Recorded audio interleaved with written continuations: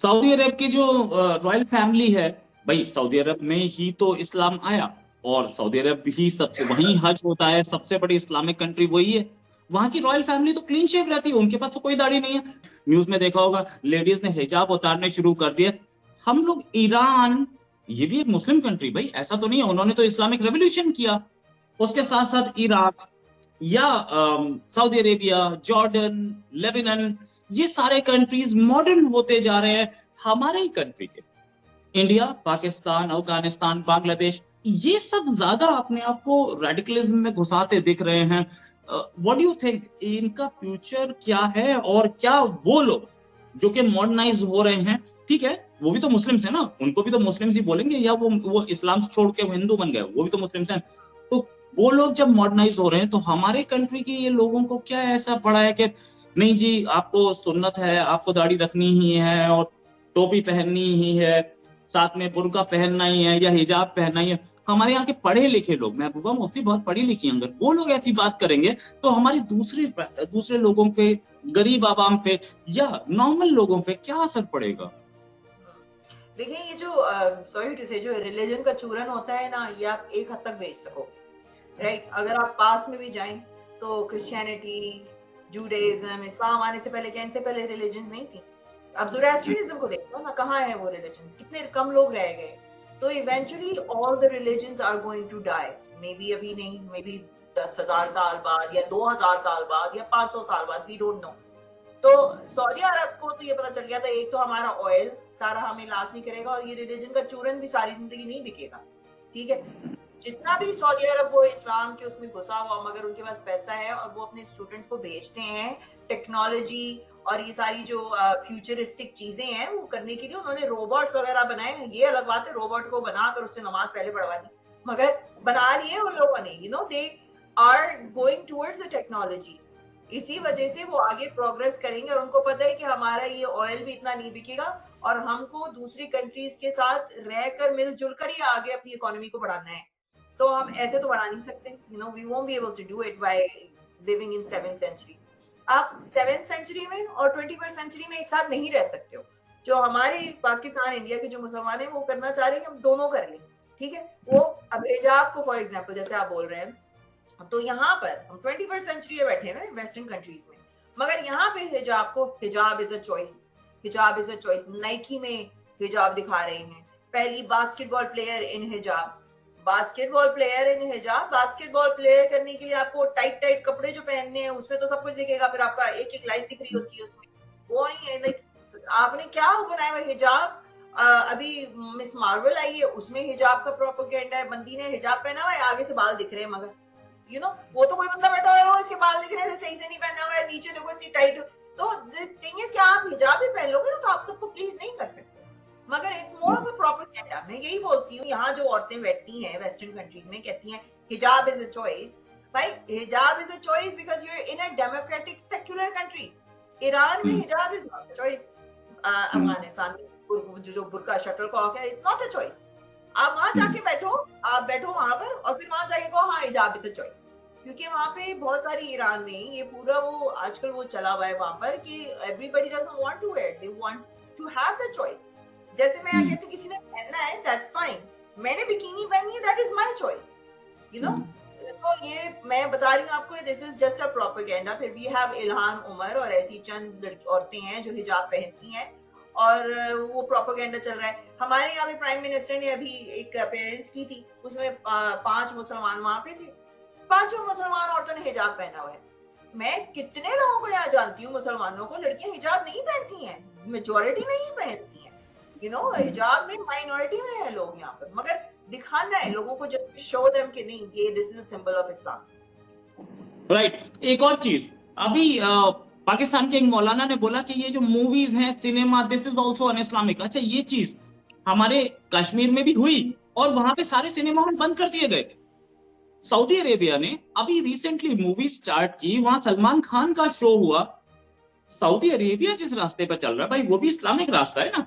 और ये हमारे पाकिस्तानी या कश्मीरी या दूसरे जो इस्लामिक हार्डलाइनर्स हैं, ये किस रास्ते पे चल रहे हैं? मूवीज अन इस्लामिक, ब्यूटी पीजेंट्स हम इस्लामिक, लेडीज को घर में बंद करके रख दो बुरके में, शटल कॉक बुरके में। ये कौन सा इस्लाम है? क्या इस्लाम ऐसा कुछ प्रीच कर रहा है? तो सऊदी अरेबिया को क्यों नहीं समझ में आ रहा? इस्लाम औरतों के ऊपर तो मैं क्या ही बोलूँ, इस्लाम में कोई राइट्स नहीं है औरतों के, फर्स्ट ऑफ ऑल। मगर मैं कह रही हूँ ना, ये ज्यादातर कीड़ा हमारे ही जो सब कॉन्टिनेंट के लोग हैं ना, उनको हुआ है।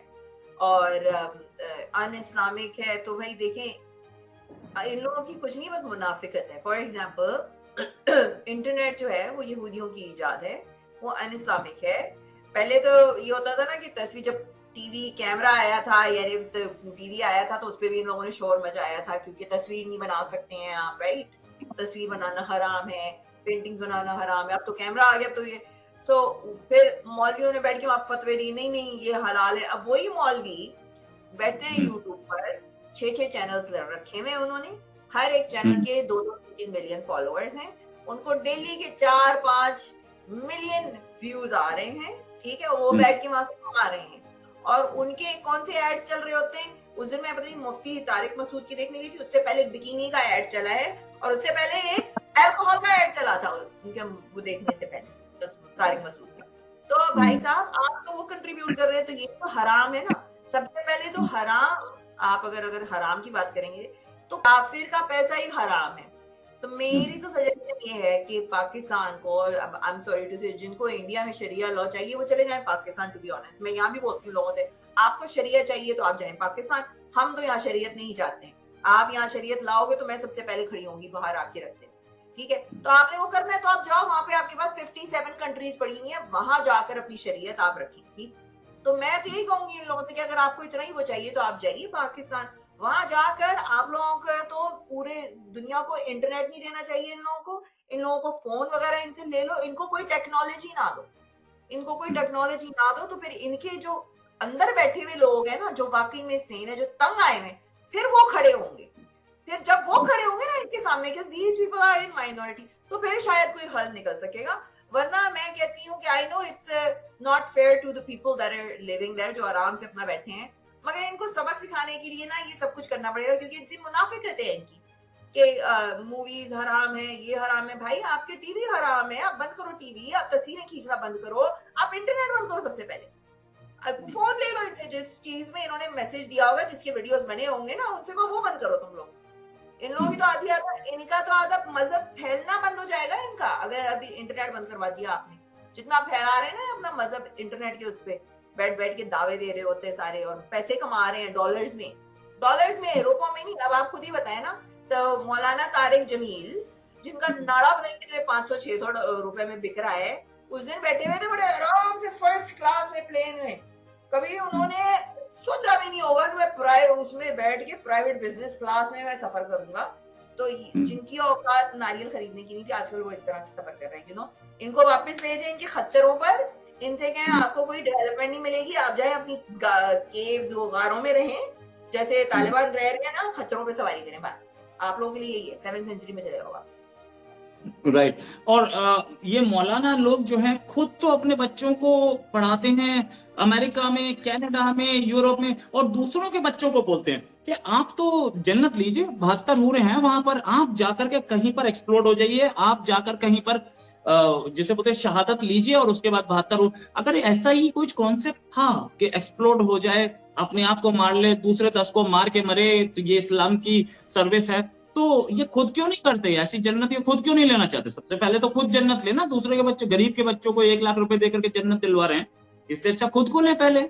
ऐसा क्यों हो रहा है? मैं एक बात बताऊं आपको, जो मैं सबको तो नहीं कहूंगी, मगर ज्यादातर ये जो मुफ्ती और ये आपके जो है ना, सॉरी पीछे से थोड़ी आवाजें आ रही है, मगर ये ऑनेस्टली जो इस्लाम को, आई एम सॉरी टू से, जो इस्लाम को बंदा सही से पढ़ लेता है ना, तर्जुमे के साथ सब कुछ पढ़ लेता है, तो उसको ये पता चल जाता है कि इस्लाम में क्या लिखा हुआ है, और वो ज्यादातर यही होगा कि वो इस्लाम छोड़ देते हैं। मगर अब इस्लाम छोड़ दिया, मगर इनको पता है पैसा आ रहा है, it has become a business, ये रिलीजन एक धंधा बन चुका है, और ये उसको नहीं छोड़ेंगे, चाहे वो उस पर माने या ना माने। ये नहीं मानते ना कि इनको हूरें मिलेंगी, वो तो ट्रक के बत्ती के पीछे किसी और को लगा दिया है उन्होंने, गरीब के बच्चे को लगा दिया है, ताकि वो जाके अपने आप को फोड़े, वरना उनको पता है कुछ नहीं है ऐसा। मैं खुद जानती हूँ 2-3 ऐसे मौलाना है, मौलवीज हैं, जो अभी तक नमाजें ही पढ़ा रहे होते हैं मगर वो एथियस्ट है, वो मानते नहीं है, मुझसे बातचीत होती है उनकी, वो मुझे खुद वीडियोस भेज रहे होते हैं कि देखो ये क्या हो गया हमारे घर में, ये क्या हो गया। तो द थिंग इज, अगर आप कुरान को सही तरीके से पढ़ लेंगे, इस्लाम को सही तरीके से पढ़ लेंगे, उसमें सिर्फ अगर औरतों की पिटाई से उठा लें और साइंटिफिक मिस्टेक्स आप उठा लें, तो उसमें बहुत चीजें हैं ऐसी जो आपका दिमाग हिला के रख देती हैं कि इट डजंट मेक सेंस।